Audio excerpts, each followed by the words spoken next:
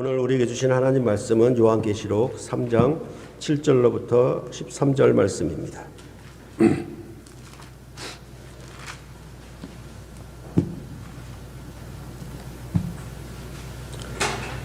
한 절씩 교대로 봉독해 올리겠습니다. 빌라델비아 교회의 사자에게 편지하라. 거룩하고 진실하사 다윗의 열쇠를 가지시니 곧 열면 닫을 사람이 없고 닫으면 열 사람이 없는 그가 이르시되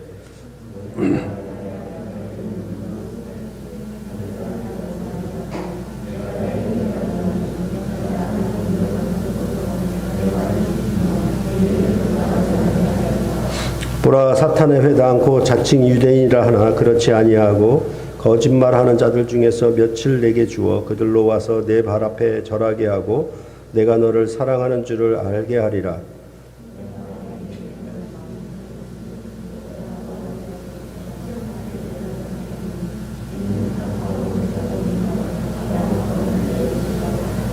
내가 속히 오리니 네가 가진 것을 굳게 잡아 아무도 내 면류관을 빼앗지 못하게 하라.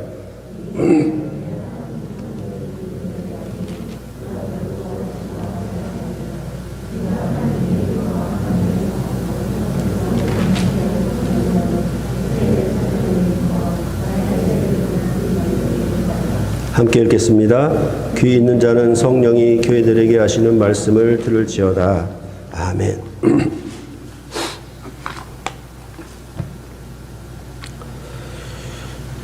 빌라델비아 교회는 사대에서 동남방으로 30마일 떨어져 인 곳에 위치해 있었다고 합니다.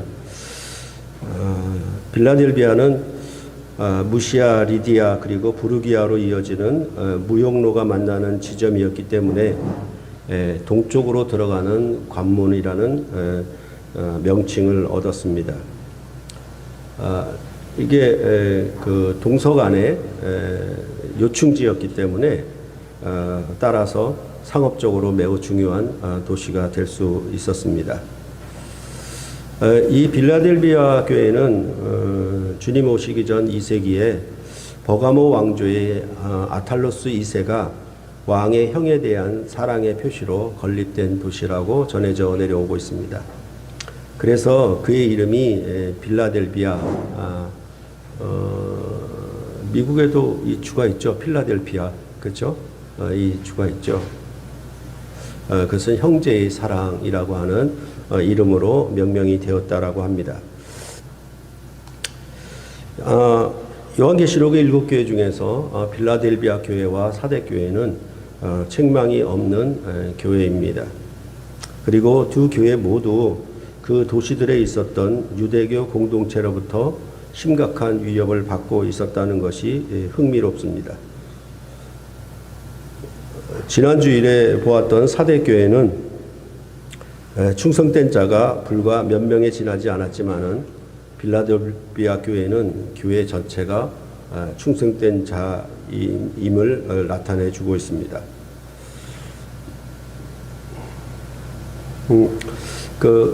이렇게 빌라델비아 교회 전체가 충성된 자라고 하는 것은 교회에 좋은 어떤 롤 모델이 될 만한 그런 교회라고 생각이 됩니다. 이제까지와 똑같이 빌라델비아 교회에도 역시 그 교회의 사자에게 써서 보내라고 하는 명령서가 전달되었습니다. 이 명령을 내리신 분은 거룩하고 진실하사 다윗의 열쇠를 가지시니라고 했습니다. 그러니까 이게 무슨 말인가 하면 거룩하고 진실하신데 그것과 이퀄, 그러니까 또 동등 개념이 다윗의 열쇠를 가지신 거예요. 그러니까 그렇게 이해를 하시면 되겠습니다. 거룩하고 진실하신 분인 곧 다윗의 열쇠를 가지신 분, 이렇게 이해를 하는 것이 좋겠습니다. 그러니까 빌라델비아 교회는 이 거룩하고 진실하다, 여기에 다 그 의미가 있다라고 보시면 되겠습니다. 뒤에 나오는 다윗의 열쇠도 중요한 의미이긴 하지만 거룩하고 진실하다라고 하는 이 표현만 우리가 잘 이해를 하고 있으면 빌라델비아 교회의 전체의 그림을 그릴 수 있습니다. 거룩이라고 하는 것은 누구에게 속하여 구별되었다는 뜻이고 진실은 언약을 지킴을 의미한다라고 여러분께 말씀을 여러 번 드렸습니다. 그러니까 이것은 거룩이라고 하는 것은 우리가 그 출애굽 가운데 얘기했듯이 애굽에 살았을 때에는 바로 왕에게 속한 것이고 홍해를 건너 이제 여호와 하나님께 속하게 되면 그걸 거룩이다, 구별되었다 이렇게 얘기를 하죠. 그러니까 이 말은 뭐냐 하면 바로 왕의 애굽의 바로 왕에게 속한 그 편이냐 아니면 여호와 하나님에게 속한 편이냐 이런 얘기랑도 일치한다라고 보시면 되겠습니다. 그리고 이렇게 거룩하고 그 다음에 진실한 것이죠. 그러니까 누구에게 속했는데 그 누구에게 속한 그 언약 관계에 있어서 충성된 진실함, 이것을 그 빌라델비아 교회의 모습이라고 생각하시면 되겠어요. 그러니까 이 교회의 이런 모습으로 주님이 나타나 보이셨으니까 이 교회는 이런 주님이 함께하는 교회라고 생각하시면은 오늘 그 빌라델비아 교회의 전체적인 모든 내용들을 이 두 단어를 가지고 풀어가시면은 다 이해가 되실 것입니다. 그러할 때 이것이 이제 예수님을 가리키는 표현이기 때문에 그러할 때 예수 그리스도는 하나님의 아들, 그렇죠? 내가 기뻐하는 자 이렇게 해서 하나님의 아들, 아버지에게 속한 그런 자인 것을 우리가 알고 있고 또한 사람에게 기뻐함을 받은 것이 아니라 오직 하나님 아버지께 충성된 그를 기쁘시게 한 그런 분이시기 때문에 예수님은 거룩하고 진실하신 분이다라는 말과 일치를 할 수 있겠습니다. 그럴 때 오늘 본문에서 다윗의 열쇠를 가지신 분 이렇게 얘기를 했는데 이것을 다시 열면 닫을 사람이 없고 닫으면 열 사람이 없는 그라고 설명을 해주고 있습니다. 다윗의 열쇠에 대한 언급은 분명히 이사야 22장 22절의 인용입니다. 내가 또 다윗 집의 열쇠를 그의 어깨에 두리니 그가 열면 닫을 자가 없겠고 닫으면 열 자가 없으리라 이렇게 말씀하고 있습니다. 그럴 때 이 22절이 속해 있는 22장 15절로부터 25절의 내용을 본다면 거기에 셈나라고 하는 국고를 맡고 궁을 차지한 그 실권자가 있었습니다. 이 사람은 애굽을 의지하는 그런 사람인데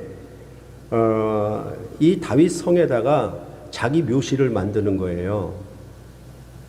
이런 의미는 뭐냐 하면 우리가 열왕기를 보면은 이스라엘의 성군들, 이스라엘의 괜찮은 왕들은 전부 열조의 무덤에 들어가게 되어 있거든요. 그런데 이 셈나라고 하는 사람이 실제로 왕은 아니면서도 그 정권을 가지고 있는 그런 위치에 있는 사람인데 이 사람이 묘실을 만들고 심지어는 뭐냐면 그 반석을 쪼개어 가지고 거기다가 자기 처소를 마련하는 방식으로 그렇게 이를테면은 자기 권세가 영원하다. 이것은 아무도 빼앗을 자가 없다는 의미로 그렇게 반석을 쪼개다 거기다 초소를 만들고 자기 무덤 묘실을 그 다윗성에다가 만들 정도로 그렇게 자기 권세를 자랑하고 높였던 그런 자였습니다. 이러한 셈나에 대해서 이사야서는 단단히 그를 결박하여 광야에 내 던져버려라 이렇게 얘기하고 있습니다. 그 말은 뭐냐면 그의 관직과 지위를 박탈하여서 이 사람이 가지고 있는 모든 정권을 엘리야김이라고 하는 사람에게 넘겨주도록 그렇게 한 내용이 바로 이 이사야서 22장에 나오는 내용입니다. 다윗집의 열쇠는 왕과 궁정에 나아갈 수 있는 권한을 의미합니다. 그러므로 엘리야김은 국가의 비서실장의 역할을 한 것이라고 생각하면 되겠습니다. 그러니까 대통령을 아련하려고 하면 비서실장을 통과해야 되잖아요. 그러니까 그가 열쇠를 가졌으니까 문을 열고 닫는 열쇠를 갖고 있으니까 이 사람을 통과해야 그렇게 들어갈 수가 있는 것이고 나아갈 수가 있는 것이라고 할 수가 있겠지요.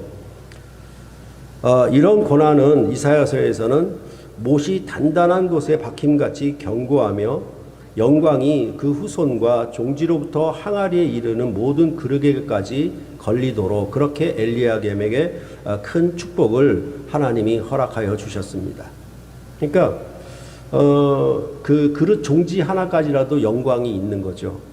그러니까 작은 종지로부터 항아리에 이르기까지 모든 그릇이 다 영광이 있는 거예요.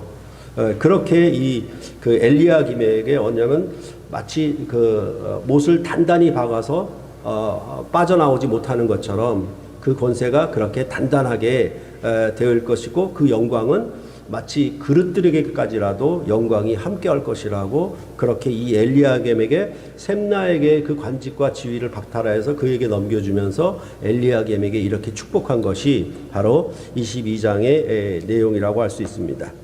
그런데 마지막에 그 22장 25절을 보면은 그날에는 단단한 곳에 박혔던 못이 삭아서 그 못이 부러져 떨어지게 되므로 그 위에 걸린 물건들도 다 부서질 것이라고 했어요.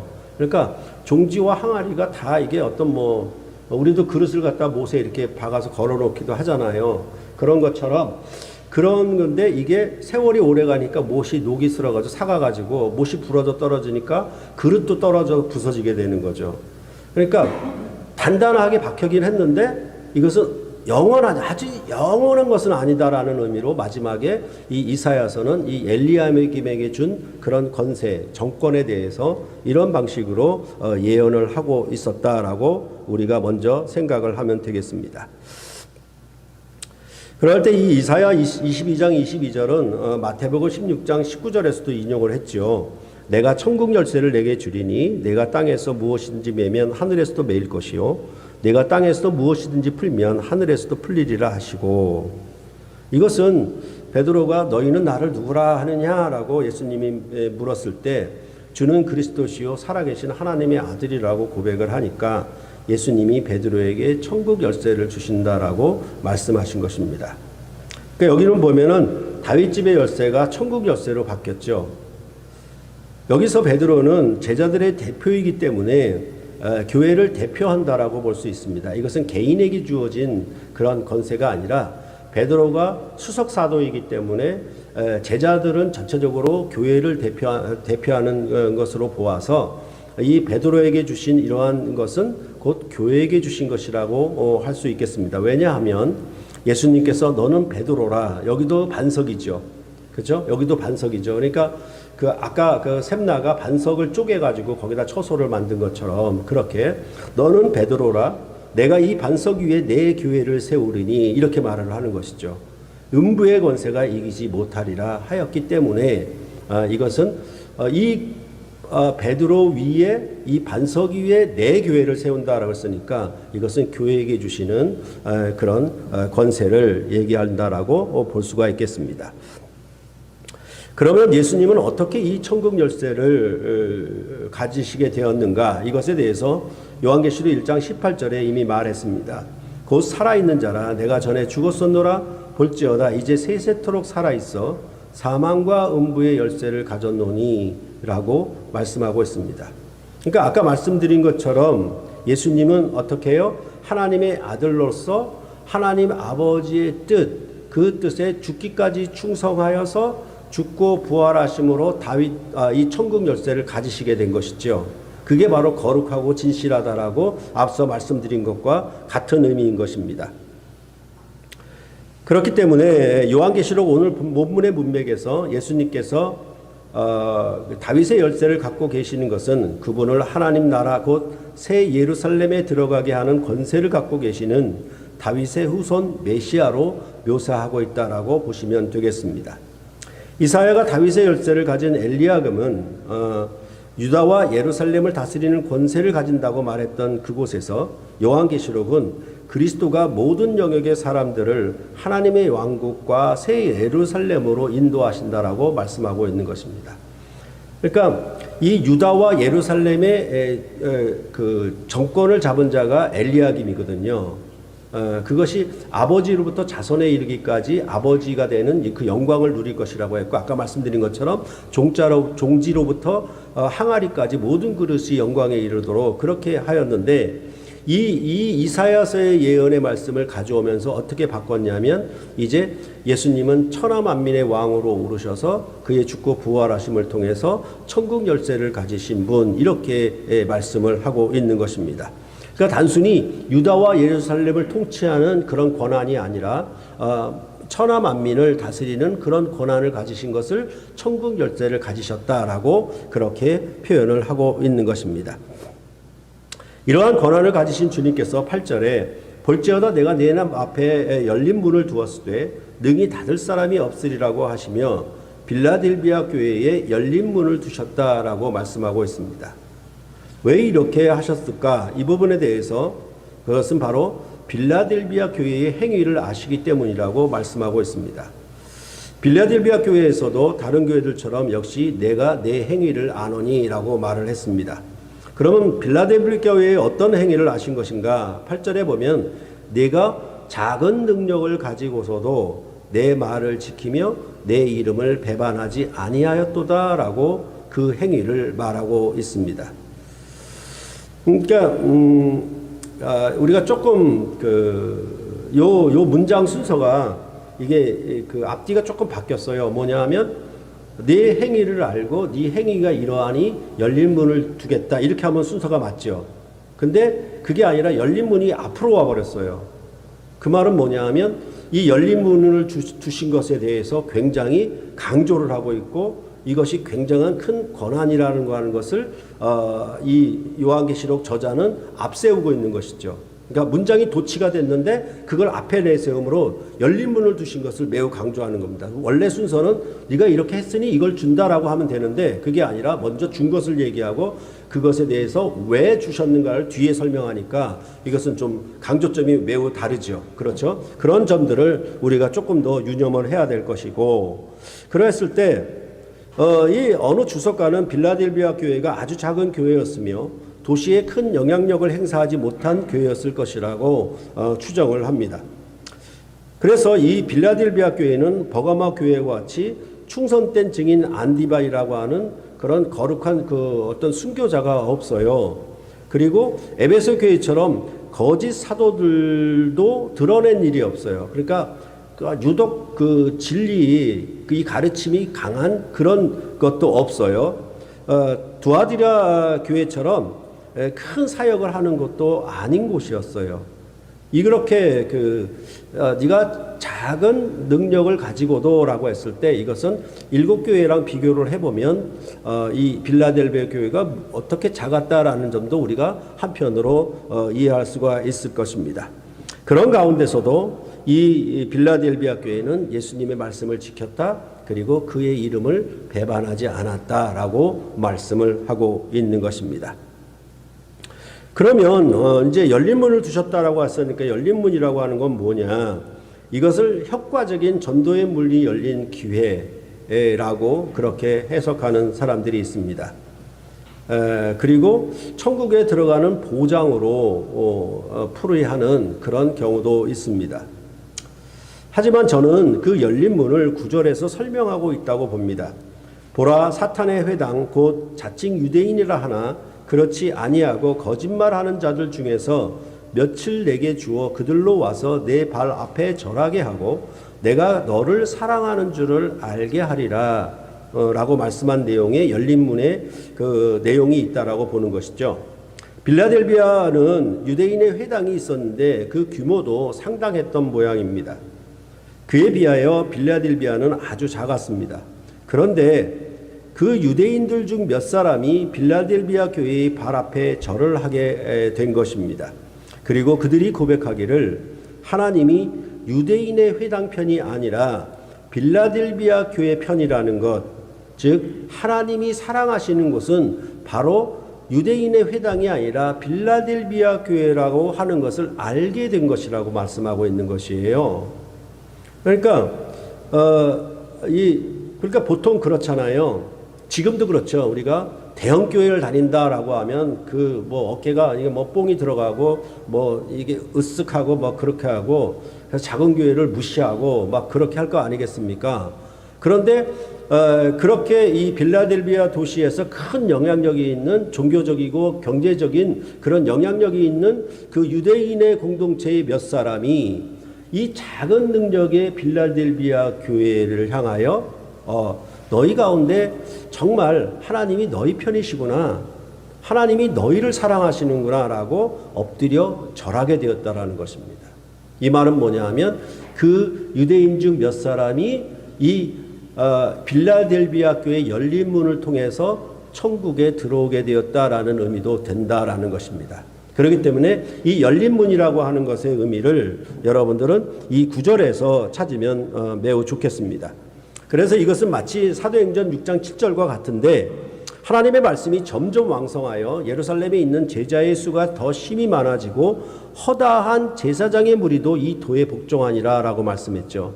그러니까 유대인 중에서도 제사장의 무리가 허다하게 복종했다라고 말씀하고 있잖아요.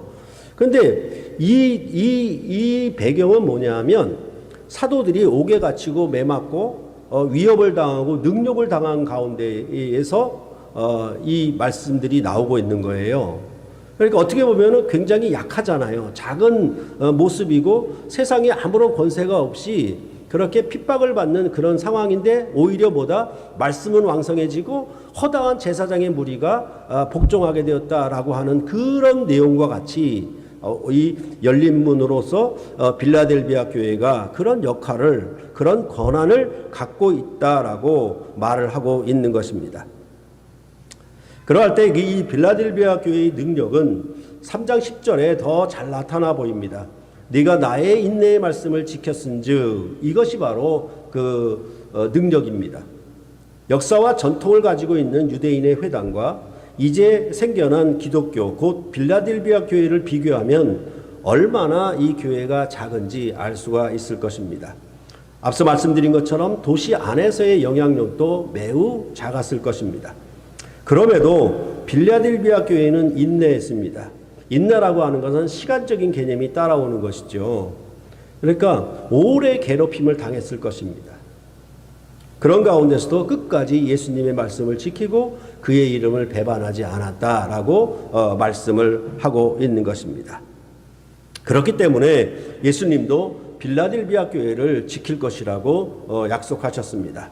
그 지킴은 시험의 때를 면하게 하는 것인데 그 시험의 때는 장차 온 세상에 임하여 땅에 거하는 자들을 시험할 때라고 말씀을 했습니다.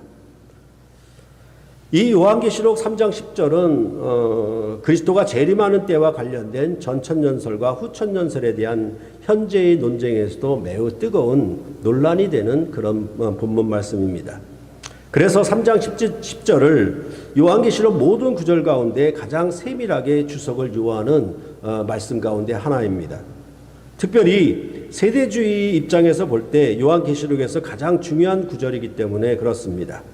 세대주의의 해석자들은 신자들이 그리스도의 재림 이전에 일어날 것으로 기대되는 7년 대환란이 시작되기 전에 땅으로부터 하늘로 휴고 곧 들려 올라감으로 이 시험을 피한다라고 생각을 하는 것입니다. 그러니까 시험의 때를 면하게 하련다라는 말씀을 하고 있기 때문에 그렇습니다. 그렇기 때문에 이 3장 10절에 대한 중요한 논쟁은 두 가지인데 하나는 뭐냐면 뭐뭐로부터 보호하다 아니면 뭐뭐로부터 면하게 하다. 이 두 가지가 첨예하게 이제 논쟁을 벌이고 있는 것입니다. 그런데 대답의 핵심은 결국은 뭐뭐로부터 이제 사실은 이제 전치사 하나에 달려 있어요. from이라고 하는 영어로 말하면 이 전치사 하나에 달려 있는데 이것을 많은 학자들은 요한복음 17장 15절과 연관시켜서 시험을 당할 때 그 안에서 보존되고 보호를 의미하는 것이라고 생각을 하는 거예요. 그러니까 시험이 오면 아예 시험을 안 당하고 어디로 들려 올라가서 시험을 면하게 한다는 거나 아니면 시험 중에서도 보호를 받는다라고 하는 이 두 가지 견해가 충돌을 하고 있는데 그것을 주장할 때 요한복음 17장 15절을 가져다가 얘기를 하는 것이죠. 거기 보면은 내가 비옵는 것은 그들을 세상에서 데려가시기를 위함이 아니요 다만 악에 빠지지 않게 보존하시기를 위함이니이다 라고 말을 하고 있기 때문에 그렇습니다. 그래서 다른 학자들은 세상으로부터 벗어나는 보호의 의미를 가질 수 있다라고 주장을 합니다.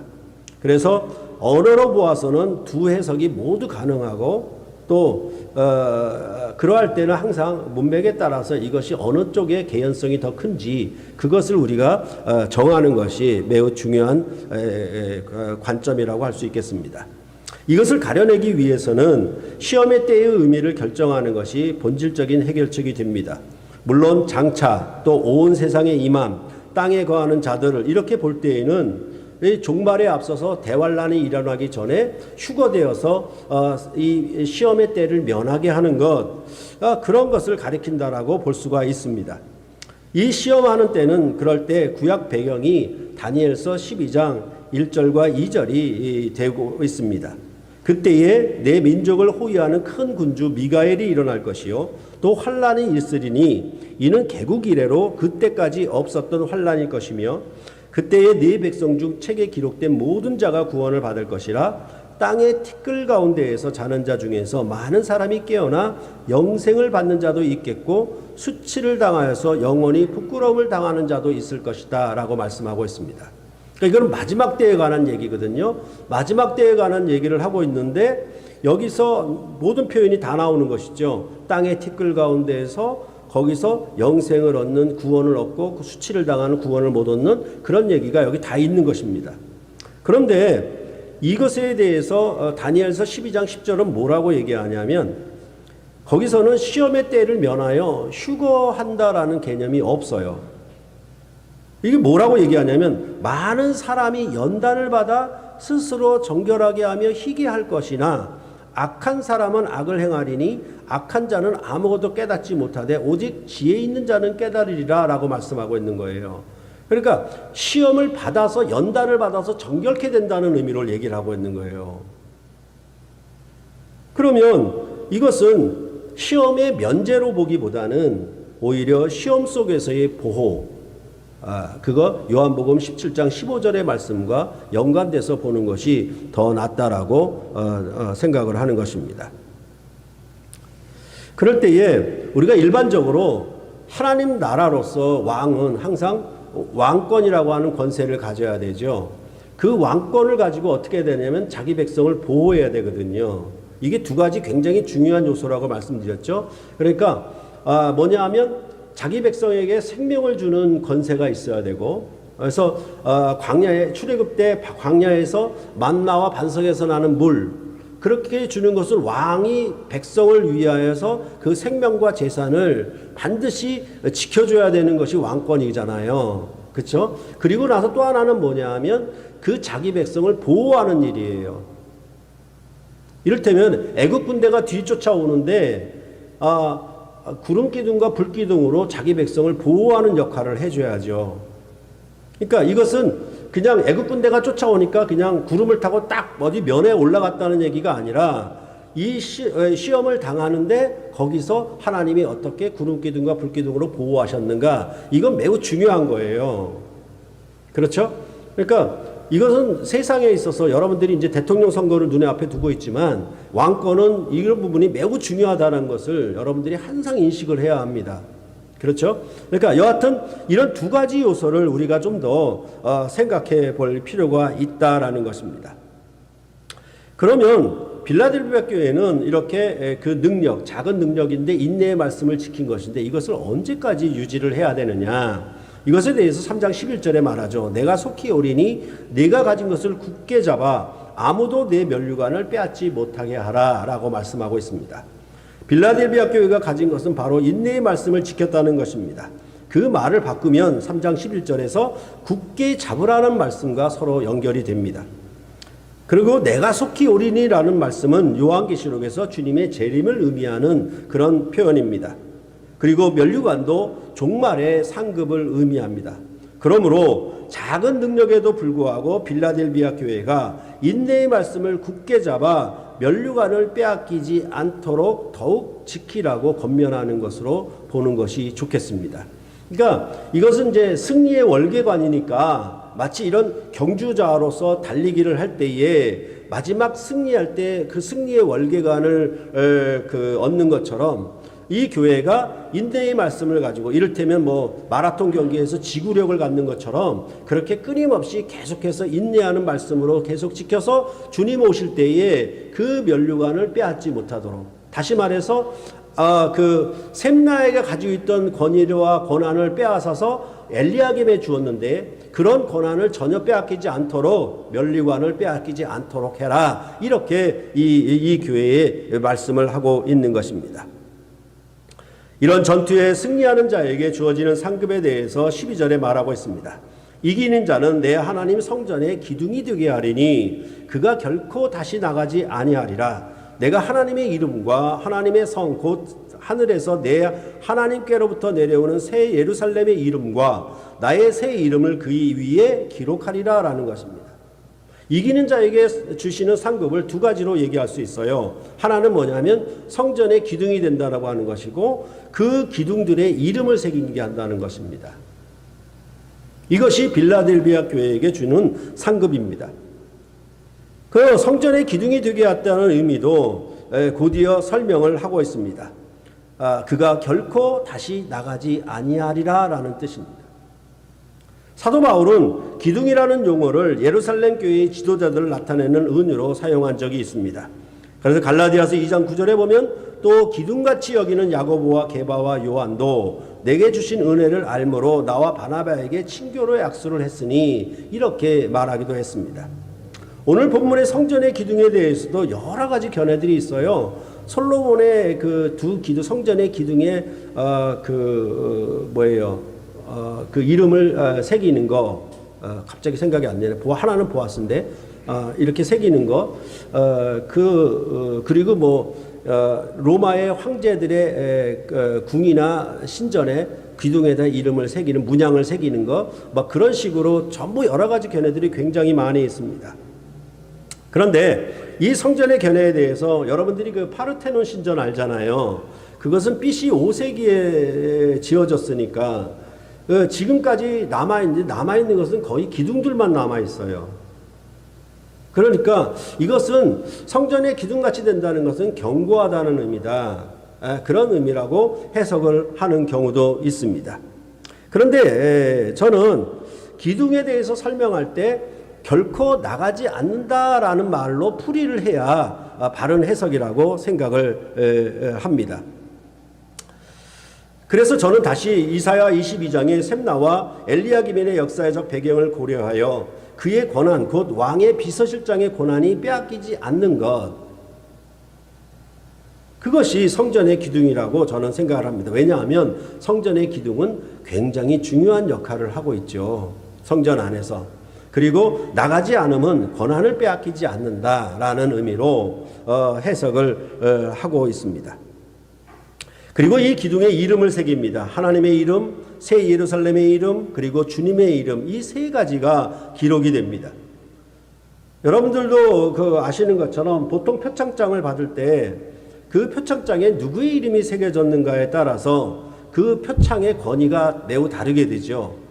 그래서 만약 그것이 국무총리의 이름이냐 아니면 대통령의 이름이 새겨진 것이냐에 따라서 표창장의 권위가 달라지게 되어 있습니다. 그렇죠. 그러니까 만약 거기에 대한민국 대통령 누구누구 이렇게 들어가 있다라면 여기 세 가지가 들어가 있죠. 대한민국 대통령 그리고 이름 이렇게 들어가 있죠. 그게 세 가지 이름이죠, 사실은.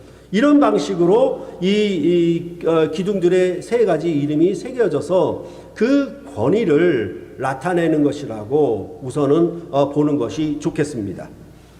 그리고 이름을 새긴다라고 하는 것은 그것이 누구의 소유인가를 나타내고자 하는 것이죠. 군대에 가게 되면 국가로부터 받은 장비나 물품에 대해서 이름을 새기라고 명령을 합니다. 그렇죠? 왜냐하면 이게 남이 훔쳐가요.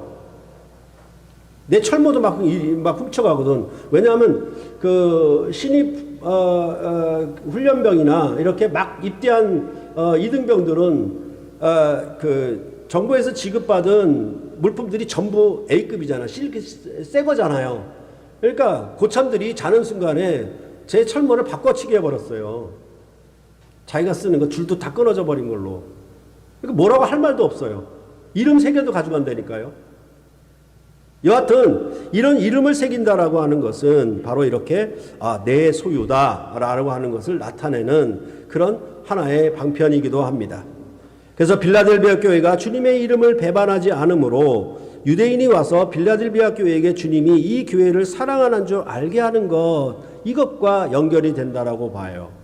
그러니까 이제 아까도 말씀드렸지만 거룩하다라는 얘기가 결국 누구 편이냐, 누구에게 속했느냐라는 문제라고 말씀드렸잖아요. 그러니까 이 유대인의 회당이 있고 빌라델비아 교회가 있는데 이 두 공동체 가운데, 두 집단 가운데 결국은 뭐냐 하면 빌라델비아 교회가 주님이 사랑하는 교회예요. 다시 말해서 빌라델비아 교회가 주님이 소유한 교회예요. 이렇게 얘기를 하는 거죠. 빌라델비아 교회와 나는 언약 관계가 있다라는 얘기가 되는 것이죠. 그러니까 그런 의미와 연결되어서 이것을 어떻게 상급으로 얘기하느냐? 하나님의 이름과 새 예루살렘의 이름과 주님의 새 이름이 기록될 것이다. 이렇게 말씀한다라고 보면 되겠습니다. 그러니까 이 3가지 이름을 통해서 권위를 나타내고 얼마나 가까운 관계인가, 누가 내 편인가, 그런 것을 확실하게 드러내는 방식으로 상급을 준다라고 말씀을 하고 있는 것입니다. 세상에서도 이런 이름을 붙이는 경우가 많죠. 대통령의 이름을 붙인 뉴욕의 존 F 케네디 공항, 그렇죠? 프랑스 파리의 샤를 드골 공항, 이게 전부 대통령의 이름을 붙인 거예요. 우리나라에도 스포츠 축구 선수의 이름을 따라서 수원의 망포동 같은 경우는 박지성 거리가 있어요. 이거 너무 많습니다. 그렇죠? 이렇게 이름을 붙여가지고 그들의 업적을 기리는 것이죠. 잊지 아니하도록, 오래 가도록. 이런 역할을 하는 것이 바로 이름을 붙인다라고 하는 것으로 여러분들이 하나 생각을 해보면 되겠고, 또 하나 뭐냐 하면 만일 외국인들이 우리나라에 들어오려면 그 나라에 있는 대한민국 영사관이나 대사관에서 발급하는 비자를 받아야 가능합니다. 그러면 그 영사관이나 대사관은 우리나라에 들어오게 하는 열린 문이 있는 것이죠. 그 문을 통과해야 들어오는 것이니까. 그렇죠? 그러니까 그 영사관이나 대사관에 대한민국 국기가 걸리고 이름을 쓴 현판이 붙는다라고 하면 그 영사관이나 대사관은 대한민국의 소유임을 알리고 있는 것이죠. 이게 전체적으로 이름을 기록했다, 성전의 기둥이 되게 한다, 이런 표현들 속에 이런 내용들이 우리가 알 수 있는 그런 표현이라는 것입니다. 그리고 빌라델비아 교회를 비롯한 모든 교회들에게 이제 주님은 마지막으로 요청을 하시죠. 귀 있는 자는 성령이 교회들에게 하시는 말씀을 들을지어다, 이렇게 말씀을 하고 있는 것입니다. 말씀드린 것처럼 이렇게 이름을 새기는 것은 하나님의 소유권과 이렇게 기록된 사람의 하나님을 향한 헌신을 모두 나타내는 은유다라고 말을 합니다.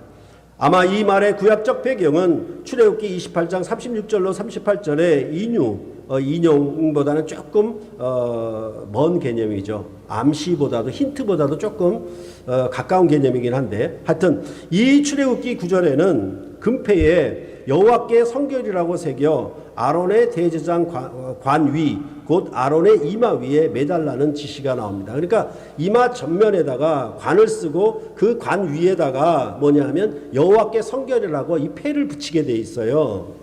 그러면 이 패를 붙이는 그 이유가 어떤 목적으로 패를 붙이냐라고 하면, 여호와께 드리는 성물을 받게 하려면 반드시 이 여호와께 성결이라는 패를 이마에 붙여야 돼요. 왜냐하면 이스라엘 백성이 제물을 하나님께 바치러 가지고 오잖아요.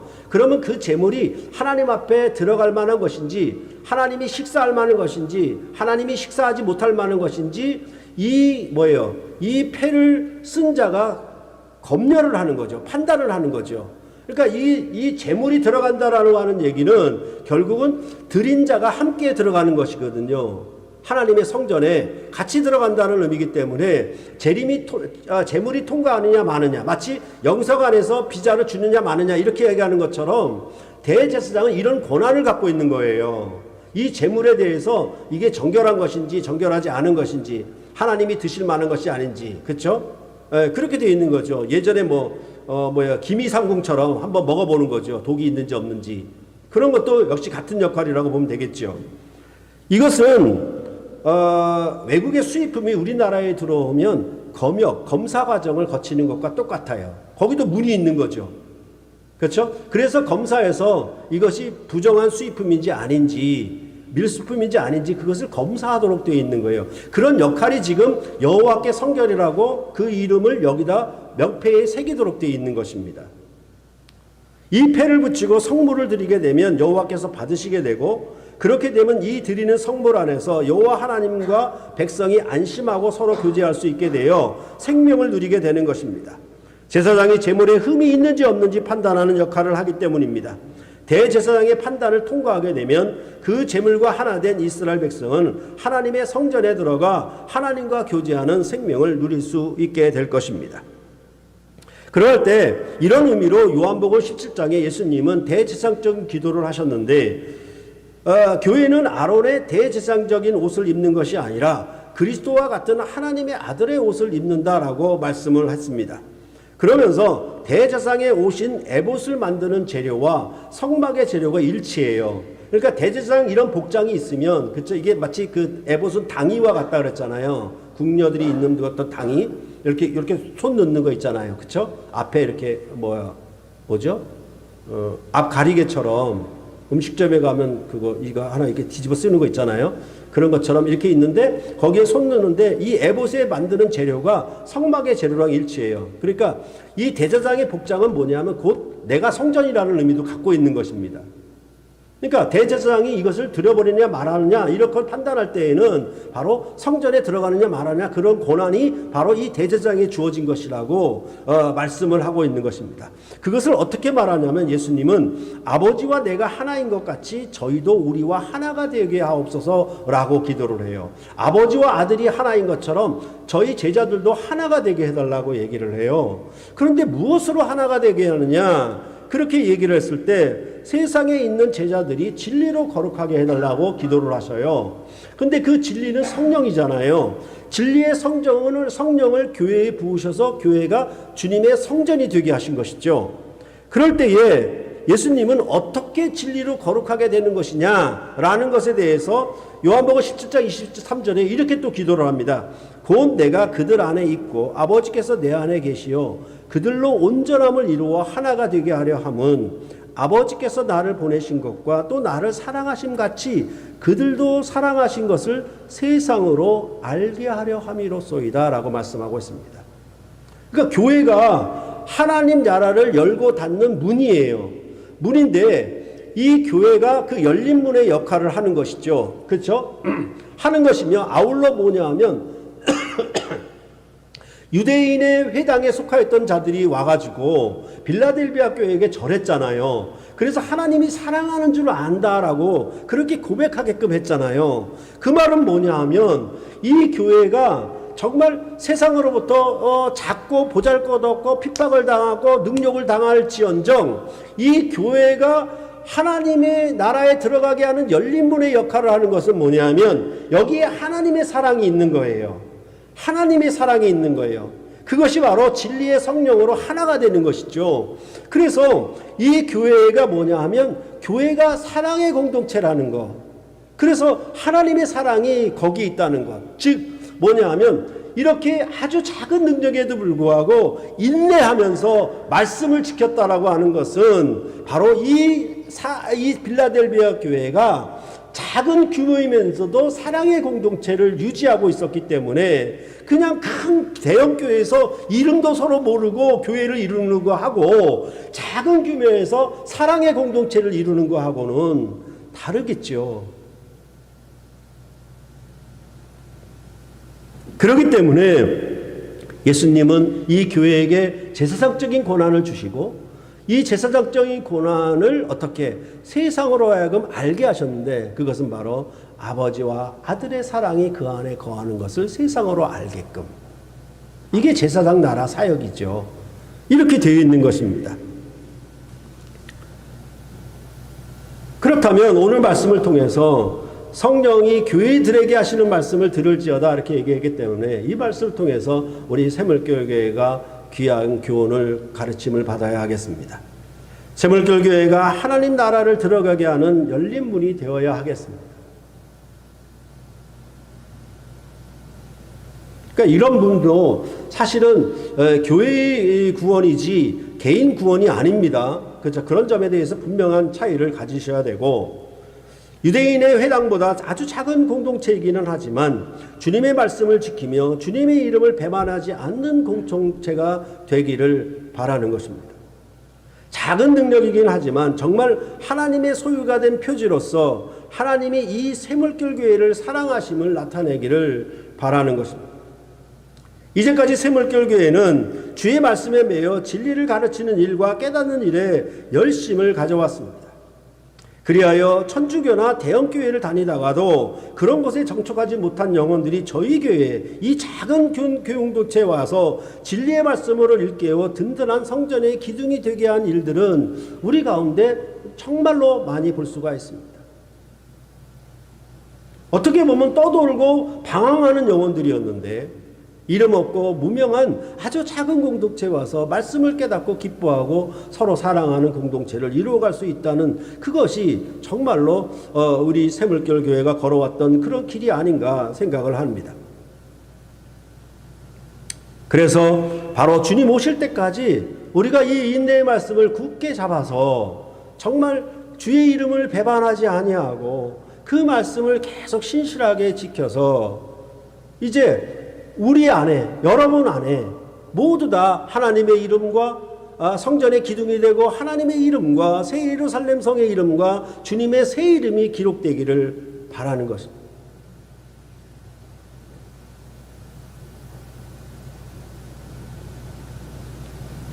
그렇게 하면 반드시 우리에게 이 세상에서의 모든 싸움에서 승리하여 승리의 월계관을, 그 면류관을 여러분과 저에게 주실 것입니다. 이 말씀을 보면서 외람되기는 하지만은 우리 집 얘기를 좀 하려고 합니다. 좀 적절한 비유인 것 같아서요. 두 사내 녀석이 장가를 안 갈라 그래. 빨리 갔으면 좋겠는데. 근데 그들의 변을 들어보니까 이 5명의 가족에서 나가기 싫다는 거예요. 그래서 저는 우리 5명의 가족이 어디 외식이나 가끔 가다 보면 세 남매가 걸어가는 뒷모습을 사진을 그냥 찍어요. 아무렇게나. 왜냐하면 굉장히 우애가 있어요. 저는 혼자 외동으로 컸기 때문에 그런 거 전혀 모르잖아요. 그러니까 저는 굉장히 능력이 작다고 생각해요. 우리 집사람 능력이 커요. 그죠? 다 아시는 것처럼. 근데 그런데 불구하고 저는 한 가지만 잘할 수 있나? 한 가지 능력만 가진 것 같아요. 그냥 말씀을 연구하고 말씀을 전하는 여기에만 줄곧 매달려 살아온 것 같아요. 다른 것은 별로 잘하는 게 없어요. 그런데 그 보상이 뭐냐 하면 그런 것 같아요. 이 가족과 같이 이렇게 5명의 가족이 하나가 돼서 어디 나가려고 하지 않은 것. 각자의 기둥 역할을 하면서. 그게 바로 빌라델비아 교회가 갖는 모습이라고 저는 생각을 한 거예요. 그래서 바로 새물결 교회가 이런 모습이 되면 좋겠다. 이런 영광의 모습이 되었으면 참 좋겠다. 그러면 세상을 구원하는 열린 문이 분명히 될 수가 있을 것이다. 여러분의 모든 가정도, 앞으로 여러분들이 만드는 가정도 반드시 장가 가야 됩니다. 빨리 가야 되는 게 좋습니다. 그건 좋지 않은 거예요. 그냥 비유로서 말씀드리는 거니까. 여하튼 간에 뭐냐면 여러분의 모든 가정도 그런 공동체, 빌라델비아 교회의 공동체. 그렇죠? 돈을 많이 못 벌어와도, 많은 지식이 높은 그 권세가 없어도 작은 능력에도 불구하고, 그렇죠? 그 사랑의 언약을 지켜가는, 그리고 서로 배반하지 않는 그런 공동체를 이루는 그 그림, 그것이 여러분의 삶에서 다 이루어지기를 바라는 것입니다. 그래서 외람되게 적절한 비유는 아닐지 몰라도 빌라델비아 교회의 모습은 바로 그렇게 생각하면 되지 않겠는가. 그렇게 해서 여러분들이 교회를 세워나갈 때에도 이 빌라델비아 교회가 롤 모델이 되어서 여러분의 교회가 이렇게 아름다운 공동체로 성전의 기둥이 되고 결코 나가지 않고, 그리고 영광에 정말 권위 있고 영광 있는 세 이름이 새겨지는 하나님의 놀라운 소유가 된 공동체가 되기를 간절히 바라고 기도합니다. 기도하시겠습니다.